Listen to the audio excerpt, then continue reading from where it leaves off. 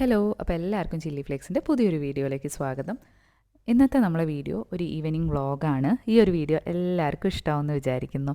അപ്പോൾ മോൻ സ്കൂളൊക്കെ വിട്ടിട്ട് ഒരു 12 മണിയൊക്കെ ആകുമ്പോൾ തിരിച്ചു വരും. അത് കഴിഞ്ഞ് അവൻ കുറച്ച് നേരം കിടന്ന് ഉറങ്ങും ഫുഡൊക്കെ കഴിച്ചിട്ട്. അപ്പോൾ 9 വരാനാവുമ്പോൾ ഓൾമോസ്റ്റ് ഒരു 3:15 ആവും.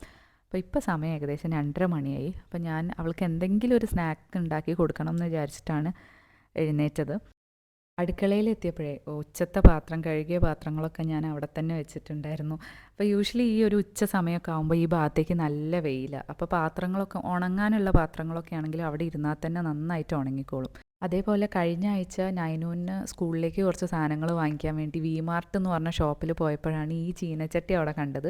10 ദർഹേ ഉണ്ടായിരുന്നുള്ളൂ. ആ ഒരു പൈസയ്ക്ക് നല്ല വെർത്തായിട്ടുള്ള പ്രൊഡക്റ്റായിട്ട് തോന്നി. നല്ല ക്വാളിറ്റി ഉണ്ട്, നല്ല കട്ടിയുള്ള ചീനച്ചട്ടിയായിരുന്നു. അങ്ങനെ ഉച്ചത്തെ പാത്രങ്ങളൊക്കെ ഷെൽഫിലേക്ക് വെച്ചു. ഇതൊക്കെ ഇപ്പം തന്നെ പുറത്തേക്ക് എടുക്കാനുള്ളതാണ്, കാരണം രാത്രിയത്തെ ഫുഡൊക്കെ ഉണ്ടാക്കുമ്പോഴത്തേക്കും. പക്ഷെ എന്നാലും എല്ലാം ഒന്ന് ഒതുക്കി വെച്ച് പിന്നെയും ഉണ്ടാക്കുമ്പോൾ നമുക്ക് ഒരുപാട് ബുദ്ധിമുട്ടായിട്ട് തോന്നില്ലല്ലോ. അപ്പോൾ ഞാൻ കുട്ടികൾക്ക് യൂഷ്വലി ഈ സമയത്ത് എന്തെങ്കിലും സ്നാക്കാണ് ഉണ്ടാക്കി കൊടുക്കാറ്.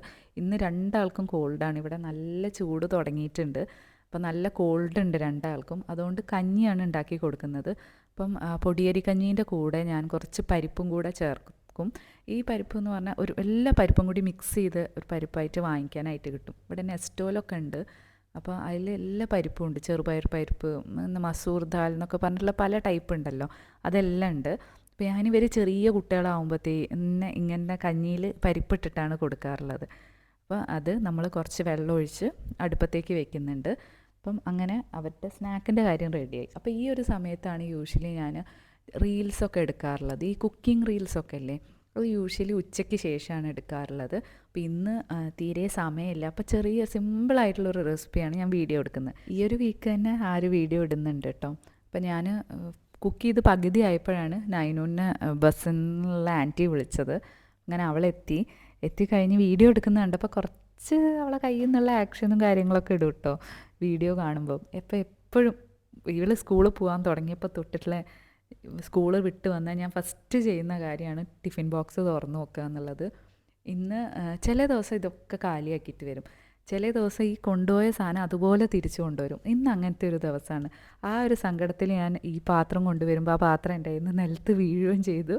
അവിടെ മൊത്തമായി. ഇതൊക്കെ ക്ലീൻ ചെയ്ത് കഴിഞ്ഞിട്ടാണ് ഞാൻ ബാക്കി നമ്മളെ റീൽസിന് വേണ്ട കുക്കിംഗ് ചെയ്തത്. അപ്പം അതും ഓൾമോസ്റ്റ് കഴിഞ്ഞു. ഇപ്പം 2 പേർക്കും കുക്ക് ചെയ്യാൻ ഭയങ്കര ഇഷ്ടമാണ്. ഒന്നാമത് ഇവിടെ വേറെ കാര്യമായിട്ടുള്ള എൻ്റർടൈൻമെൻറ്റ്സ് ഒക്കെ കുറവാണല്ലോ, അതുകൊണ്ടായിരിക്കണം. അതുകൊണ്ട് ഞാനത് അത്യാവശ്യം നന്നായിട്ട് പ്രോത്സാഹിപ്പിക്കാറുണ്ട് രണ്ടാൾക്കാർക്കും. ഇപ്പം ചായ ഉണ്ടാക്കുമ്പോഴാണെങ്കിലും ചെറിയ ചെറിയ ചെറിയ മിക്സിങ്ങും കാര്യങ്ങളൊക്കെ രണ്ടാൾക്കാരെ കൊണ്ട് ഞാനിപ്പോൾ ചെയ്യിക്കാറുണ്ട്. അപ്പം അവർക്കും ഭയങ്കര ഇൻട്രസ്റ്റാണ്. കൂടാതെ ഈ സാധനങ്ങളൊക്കെ ഐഡൻറ്റിഫൈ ചെയ്യാനും പെട്ടെന്ന് പഠിച്ചിട്ടുണ്ട്. ആദ്യത്തിലൊക്കെ പരിപ്പും അതൊന്നും കണ്ടാൽ തിരിച്ചറിയില്ലായിരുന്നു. ഇപ്പോൾ അതിലൊക്കെ ചെറിയ മാറ്റങ്ങളൊക്കെ വന്നിട്ടുണ്ട് കേട്ടോ. അപ്പോൾ ഇതൊരു നല്ല ഐഡിയ ആയിട്ട് എനിക്ക് തോന്നി. അതുകൊണ്ട് ഇപ്പോൾ എന്ത് ഫുഡ് ഉണ്ടാക്കുമ്പോഴും അവരെ ഫുഡ് എടുക്കുമ്പോൾ ഞാൻ 2 പേരെയും സൈഡിലിരുത്തും. അപ്പം ഇതെന്താ എന്നുള്ള ചോദ്യത്തിന് ഉത്തരവാവും. അതേപോലെ തന്നെ കാര്യങ്ങൾ അവർ ഈസി ആയിട്ട് പഠിക്കുകയും ചെയ്യുന്നുണ്ട്. ഇവർക്ക് 2 പേർക്കും കുറച്ച് നാടൻ ഭക്ഷണങ്ങളോടാണ് കൂടുതൽ താല്പര്യം. ഒന്നാമത് നമ്മൾ പണ്ട് തൊട്ടേ വീട്ടിൽ ചോറും കറിയും ഉപ്പേരി ഉണ്ടാക്കി കഴിച്ച് ശീലമായതിനെക്കൊണ്ട് അവർക്ക് ഇതിനോടും ഈ കഞ്ഞീനോടൊക്കെ തന്നെയാണ് കൂടുതൽ ഇൻട്രസ്റ്റ് കേട്ടോ. അപ്പം ഇതുപോലത്തെ ഈ കോൾഡ് പനിയൊക്കെ വരുന്ന സമയത്ത് എനിക്ക് തോന്നും ഈ ഒരു ശീലം വളരെ നല്ലതാണെന്നുള്ളത്. അങ്ങനെ 2 പേർക്കും കഞ്ഞി കൊടുത്തു. പിന്നെ എന്നെ അത്ഭുതപ്പെടുത്തുന്ന ഒരു വേറെ കാര്യമാണ്, ഞാൻ സാധാരണ ഫുഡൊക്കെ ഉണ്ടാക്കി കഴിഞ്ഞാൽ സൈഡ് ബൈ സൈഡ് തന്നെ പാത്രങ്ങളൊക്കെ കഴുകി വെക്കാറുണ്ട്. എത്ര പാത്രം കഴുകി വെച്ചാലും പിന്നെ ഇത് കൂടിക്കൊണ്ടേയിരിക്കുന്നുണ്ട്. ഈ ഒരു വീട്ടിലെ ജോലികളിൽ എനിക്ക് ഏറ്റവും ഇഷ്ടമല്ലാത്ത ജോലിയാണ് ഈ പാത്രം കഴുകി വെക്കുന്ന കാര്യം. അതൊരു ലൂപ്പ് പോലെയാണ്, ഒരുപാടുണ്ടാവും. എത്ര നമ്മൾ ക്ലീൻ ചെയ്താലും ഉണ്ടാവുന്ന ഒരു സാധനം. ബാക്കി സ്ഥലങ്ങളൊന്നും അങ്ങനെയല്ല, നമ്മൾ ക്ലീൻ ചെയ്ത് വെച്ചാൽ ഓൾമോസ്റ്റ് അവിടെ അങ്ങനെ ക്ലീൻ ആയിരുന്നോളും. പക്ഷേ ഈ ഒരു കാര്യം മാത്രം വന്നുകൊണ്ടേയിരിക്കും. അതുകൊണ്ട് ഞാൻ ഓരോരോ ടൈമിൽ ഫുഡ് കഴിഞ്ഞ് കഴിഞ്ഞാൽ അത് അപ്പം പാത്രങ്ങളാണെങ്കിൽ ഞാൻ തുടച്ച് വരെ വയ്ക്കും. ഈവൻ അത് അപ്പം തന്നെ എടുക്കുന്ന പാത്രങ്ങളാണെങ്കിൽ കൂടെ ഞാൻ അങ്ങനെ വയ്ക്കും. എന്തിനാ ഇത്രയും മെനക്കെടുന്നതെന്ന് ചോദിച്ചാൽ എന്തോ എനിക്കൊരു സെൽഫ് സാറ്റിസ്ഫാക്ഷനാണ് അങ്ങനെ ചെയ്യുമ്പോൾ. ഇപ്പോൾ കോൾഡ് ഉണ്ടോ? വലിക്കുന്നുണ്ടോ? ചെറുതായിട്ട്. പക്ഷെ കണ്ടിട്ട് തോന്നുന്നില്ലല്ലോ. ചുമണ്ട്. സത്യം. ഇടയ്ക്ക് ഞാനിങ്ങനെ വിചാരിക്കാറുണ്ട് കേട്ടോ, 3 നേരം ഭക്ഷണം കഴിക്കേണ്ടതിനെ കൊണ്ട് മാത്രമാണ് ഡിന്നർ ഉണ്ടാക്കാറുള്ളത് എന്ന്. ഡെയിലി അങ്ങനെ വെറൈറ്റി ഭക്ഷണങ്ങളൊന്നും ഉണ്ടാക്കാറില്ല. വളരെ നോർമലായിട്ട് ഉള്ളതാണ് ഉണ്ടാക്കാറുള്ളത്. പ്രത്യേകിച്ച് ഡിന്നറിൻ്റെ കാര്യത്തിൽ ചപ്പാത്തിയും കറിയും ആയിരിക്കും ഉണ്ടാവുക. കുട്ടികൾക്കാകുമ്പോൾ ഞാൻ അധികം രാത്രി ചപ്പാത്തി ഉള്ളപ്പോൾ ചില ദിവസം ചപ്പാത്തി കൊടുക്കും. ചപ്പാത്തി ആണെന്നുണ്ടെങ്കിൽ അവർക്ക് വലിയ ഇൻട്രസ്റ്റ് ഇല്ലാത്തത് കൊണ്ട് ചിലപ്പോൾ കഞ്ഞി ഉണ്ടാക്കി കൊടുക്കും, കിച്ചടി ഉണ്ടാക്കി കൊടുക്കും, അങ്ങനെയാണ്. അപ്പോൾ ഇന്ന് പുട്ടാണ് ഉണ്ടാക്കുന്നത്. പുട്ടും മീൻ കറി, മീൻ കുറച്ച് ബാക്കി ഉണ്ടായിരുന്നു. അപ്പോൾ മീൻ കറിയുമാണ് ഇന്നത്തെ ഡിന്നർ.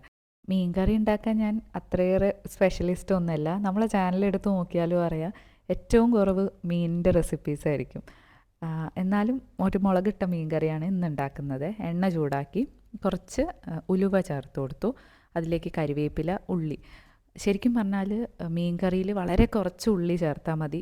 അതെനിക്ക് അറിഞ്ഞാലും ഞാൻ എന്താണെന്നറിയില്ല, ഞാൻ കുറേ ഉള്ളി എടുത്ത് കറിയിലിടും. അതെനിക്ക് ഉള്ളിനോടുള്ളൊരു പ്രത്യേക വീക്ക്നെസ്സാണ്. എല്ലാ കറിയിലും എനിക്ക് കുറേ ഉള്ളി വേണം. അപ്പം ഇന്നാണെങ്കിൽ എൻ്റെ വളരെ ഏറെയുള്ള അശ്രദ്ധ കൊണ്ട് എന്നും എൻ്റെ കൈ പൊള്ളും. കൈ പൊള്ളിയെ കൈമുറിയെ എന്തെങ്കിലുമൊക്കെ ഞാൻ ശരിയാക്കും.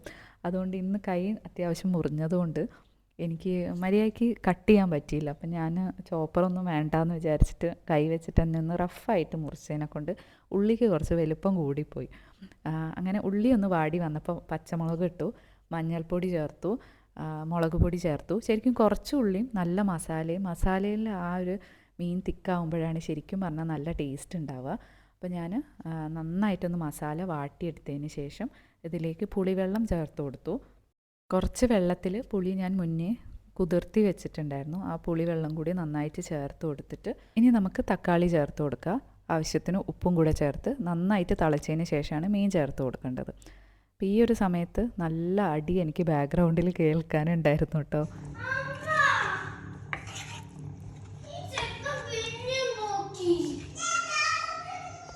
വീഡിയോ കണ്ടിട്ട് കുറച്ച് പേര് ചോദിച്ചിട്ടുണ്ടായിരുന്നു, മക്കൾ ഭയങ്കര ഫ്രണ്ട്സാണെന്നല്ലേ എന്ന്.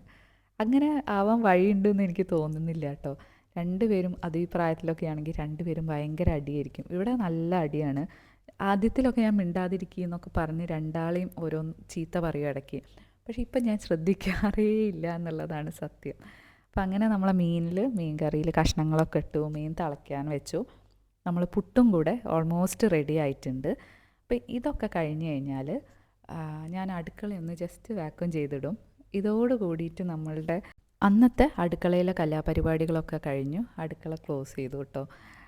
അപ്പോൾ ഞാൻ യൂഷ്വലി ഈ ഒരു സമയത്ത് തീർക്കാനുള്ള മെയിൻ കാരണം തന്നെ കുട്ടികളൊക്കെ ഇപ്പോഴാണ് പുതിയ സ്കൂളിലേക്ക് മാറിയതൊക്കെ. അപ്പോൾ അവരും ആ ഒരു സ്കൂളും അതിൻ്റെ പുതിയ സിസ്റ്റമൊക്കെ ആയിട്ട് അഡ്ജസ്റ്റ് ചെയ്യുന്നതേ ഉള്ളൂ. അപ്പോൾ അവർക്ക് എന്തായാലും ഒരു 1 ഹവറെങ്കിലും ഒരു ദിവസം അന്നത്തേതൊക്കെ ഒന്ന് റിവൈസ് ചെയ്ത് കൊടുക്കാനും, കൂടാതെ ഒരുപാട് വർക്ക്ഷീറ്റും കാര്യങ്ങളൊക്കെ ഡെയിലി ബേസിൽ തന്നെ ഉണ്ട് ഹോംവർക്കായിട്ട്. അപ്പോൾ അതൊക്കെ തീർക്കാനും കൂടിയാണ്. കുറച്ച് നേരം കളിച്ച് കഴിഞ്ഞാലാണ് നമ്മൾ ചെറുതായിട്ട് ഇങ്ങനെ പഠിക്കാനായിട്ട് തുടങ്ങും. അപ്പോൾ ഈ 2 പേരും ഏകദേശം ഒരേ ഏജാണ്, ഒരു 2.5 ഇയേഴ്സ് വ്യത്യാസത്തിലാണ്. അപ്പോൾ ഞാനിങ്ങനെ ഇവർ 2 പേരും കൂടി ഒരുമിച്ച് മാനേജ് ചെയ്യുന്ന സമയത്ത് ഞാൻ വിചാരിച്ചിട്ടുണ്ടായിരുന്നു, ഇവൾ 2 പേരും സ്കൂളിൽ പോകുമ്പം തുടങ്ങിക്കഴിഞ്ഞാൽ എനിക്ക് കുറച്ചും കൂടി ഈസിയാവും കാര്യങ്ങൾ. പക്ഷേ ഞാനിങ്ങനെ വിചാരിക്കുകയായിരുന്നു, ഓരോരോ സ്റ്റേജ് ഓഫ് ലൈഫിലേക്ക് പോകുന്തോറും ഓരോരോ ബുദ്ധിമുട്ടുകളാണ് കേട്ടോ ഞാൻ ഫേസ് ചെയ്യുന്നത്. അപ്പോഴാണ് ഇത് ശരിക്കും ഒരു ലേണിംഗ് പ്രോസസ്സ് തന്നെയാണ് ലൈഫ് എന്ന് എനിക്ക് മനസ്സിലാവുന്നത്. പ്രത്യേകിച്ച് കുട്ടികളുമായിട്ടുള്ള ജീവിതം ഡെയിലി നമ്മൾ ഓരോന്ന് പുതുതായിട്ട് എക്സ്പ്ലോർ ചെയ്യുന്ന ഫീലിംഗ് ആണ്. ഇപ്പോഴത്തെ എൻ്റെ ഒരു പ്രധാന പ്രശ്നം ഞാൻ ഫേസ് ചെയ്യുന്നത് 2 പേരും ഒരുമിച്ച് പഠിപ്പിക്കാനുള്ള ബുദ്ധിമുട്ടാണ്. അപ്പം ഞാൻ വിചാരിക്കും നമ്മൾ സബ്സ്ക്രൈബേഴ്സിനോടൊക്കെ ഒന്ന് ചോദിക്കണം, എങ്ങനെയാണ് 2 പേരും ഒരുമിച്ച് നമ്മൾ പഠിപ്പിക്കുക.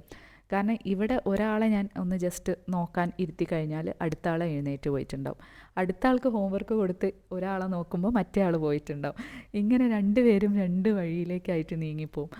അപ്പോൾ ഇത് രണ്ടും എങ്ങനെ മാനേജ് ചെയ്യാം എന്നുള്ളത് ഞാനിപ്പം ശരിക്കും പഠിച്ചുകൊണ്ടിരിക്കുകയാണ്. കുട്ടികളെ എൻ്റർടൈൻ ചെയ്യിക്കുക എങ്ങനെയാണെന്നും എന്തെങ്കിലും ചെറിയ ടിപ്സും ട്രിക്സൊക്കെ ഉണ്ടെങ്കിൽ നമ്മളായിട്ട് ഷെയർ ചെയ്യാൻ മറക്കരുത്.